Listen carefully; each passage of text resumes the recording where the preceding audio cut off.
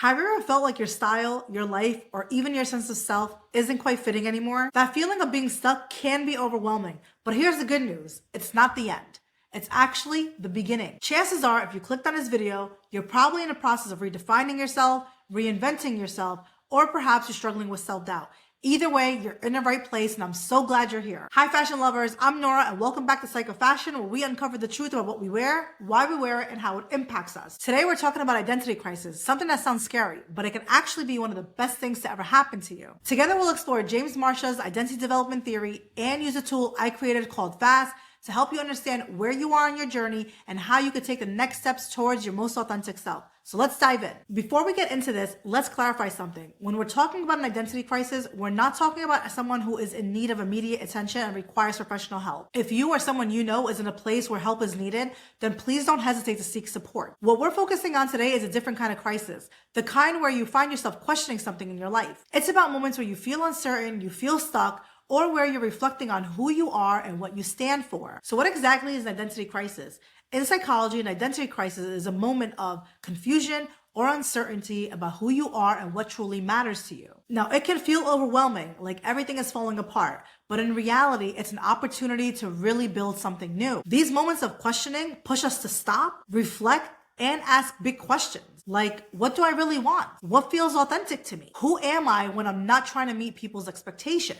The reason a crisis is so powerful is because they disrupt the routines. They force us out of autopilot and create a space for exploration, reflection, and transformation. And yes, they're uncomfortable. Growth always is. But that discomfort, that is where the magic happens. It's where we discover new parts of ourselves. We may try things we never even thought about trying before, and eventually grow into the most authentic version of who we are. But here's the tricky part. When you're going through an identity crisis, others might not always understand. You might hear things like, it's just a phase, or why can't you just stick to something? And while it's frustrating, there is a reason why people react this way. Sometimes it's because they're projecting their own insecurities onto you. And if you think about it, if someone feels stuck or unfulfilled in their own life, watching you explore and grow might make them feel uncomfortable. Your journey might highlight what they're avoiding in their own lives. And that discomfort can often lead to judgment and resistance. On top of that, we live in a society that often pressures us to have things figured out by a certain age. Your career, your style, your relationships. When you challenge those norms by stepping into the unknown and exploring who you really are, it forces others to confront their own choices, and that can make them defensive. This ties into the concept of fixed mindset versus growth mindset,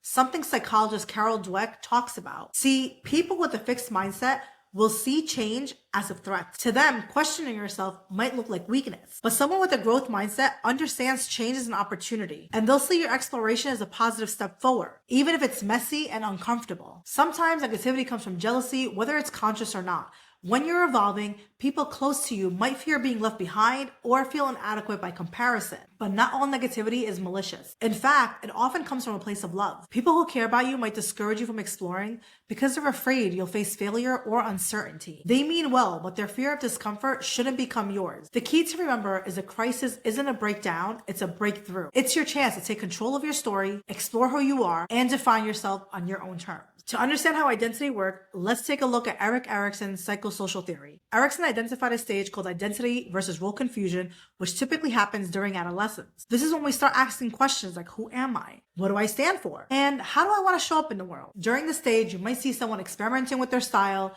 trying new hobbies, changing their friend group, or even dyeing their hair bold colors. These are all ways of exploring and figuring out who they are. If someone successfully navigates this stage, they develop a strong sense of identity and confidence in their decisions. But if they struggle, they may experience role confusion, feeling lost, uncertain, and easily influenced by others because they lack a true sense of who they are. James Marcia, a Canadian psychologist, took Erikson's theory a step further by identifying 4 identity statuses that describe where we are when we are in the process of commitment and exploration. Marcia believed that identity isn't something you figure out just once and then never revisit again. Rather, it's something we return to throughout life, especially during times of transition. Think of a breakup, maybe a career change, or even retirement. His theory is built on 2 key questions. Are you exploring your options, and have you committed to an identity? To make Marcia's theory easier to apply, I created the FAST framework: floating, adopting, searching, and thriving. Think of FAST as your personal roadmap to self-discovery, especially when it comes to your style. Now, your journey won't be linear. You might move between stages, and that's okay. What's important is recognizing where you are so you can take the next step. When you're in the floating stage, you're not exploring or committing to a particular style yet. You might wear whatever's comfortable, like a hoodie, a pair of jeans, without giving much thought about self-expression. Style isn't a priority, it's just functional. But then you might move into the adopting stage, where you've committed to a style, but it's based on external influences like trends, family expectations, or influencers. For example, maybe you're dressing like Kim Kardashian because it's trendy, but deep down inside, it doesn't feel like you. The next stage is searching, and this is where the magic happens. You are actively experimenting. You're wearing streetwear one week, maybe vintage pieces the next, or bold colors and accessories, all to see how they make you feel. You're exploring options to figure out what truly resonates with you. Finally, there's a thriving stage.